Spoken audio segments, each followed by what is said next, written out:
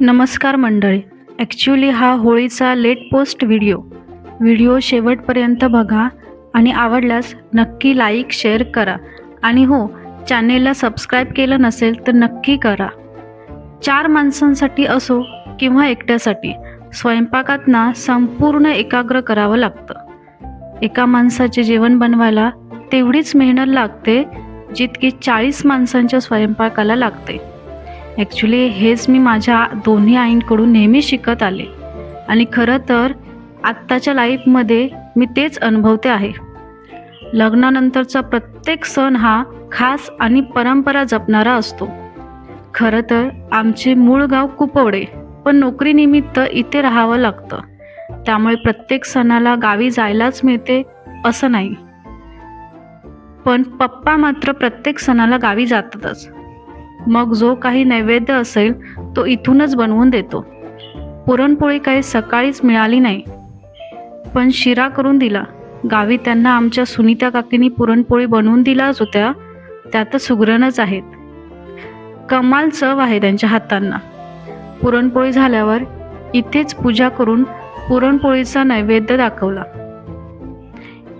आपण जिथे राहतो तिथेच आपला देव आहे असं समजून आम्ही सगळे सण, सगळे नैवेद्य आमच्या इथल्याच देवांना दाखवतो. तुळशीला पाणी घातलं आणि तुळशीची मनोभावे पूजा केली. ऑलरेडी सकाळपासून किचन ड्युटी करून दमले होते. मनोजनं म्हटलं थोडं बाहेर फिरून येऊया.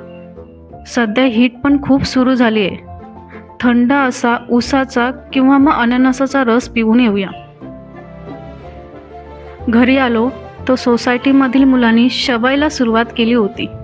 चांगलेच होळी रंगवून आले होते.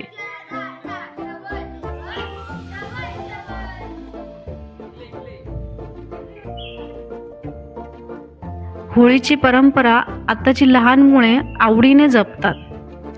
संध्याकाळी पप्पा आल्यावर विहंगची गोष्ट चांगलीच रंगली त्यांच्यासोबत.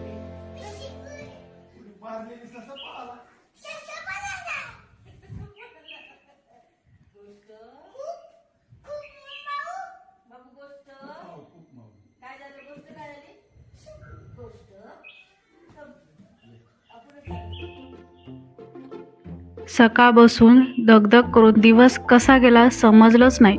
खरं तर सणाचा दिवस हा खूपच आनंदाने जातो.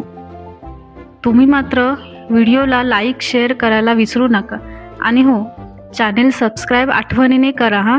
उद्या भेटू नेक्स्ट व्लॉगमध्ये. तोपर्यंत बाय.